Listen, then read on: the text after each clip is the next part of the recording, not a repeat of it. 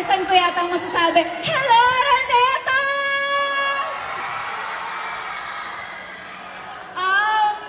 Maraming salamat po sa Gawad La Salianeta sa pagkilalang ito at to my fellow winners, hello po sa inyong lahat, magandang araw po. Actually, from the bottom of my heart, gusto ko po magpasalamat dahil binigyan niyo po ng pagkilala ang category na digital platform. Dahil ngayon, syempre, laganap na rin po ang mga content and movies and films sa digital platform. And so, kung hindi po ako nagkakamali, parang kayo po ang unang nagbigay ng pagkilala at recognition sa digital platform category. So maraming salamat po.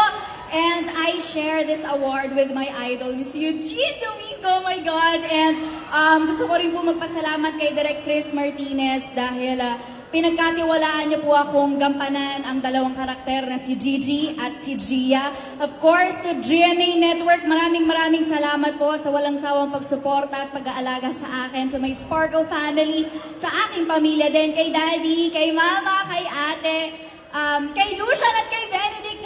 Thank you so much sa inyong walang sawang suporta at pagmamahal. And again, walang bida kung walang... Exactly. Thank you. Salamat po.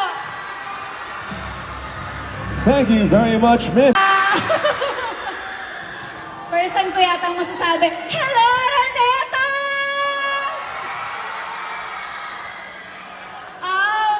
Maraming salamat po sa Gawad La Salianeta sa pagkilalang ito at to my fellow winners, hello po sa inyong lahat, magandang araw po. Actually, from the bottom of my heart, gusto ko po magpasalamat dahil binigyan niyo po ng pagkilala ang category na digital platform. Dahil ngayon, syempre, laganap na rin po ang mga content and movies and films sa digital platform. And so, kung hindi po ako nagkakamali, parang kayo po ang unang nagbigay ng pagkilala at recognition sa digital platform category. So maraming salamat po.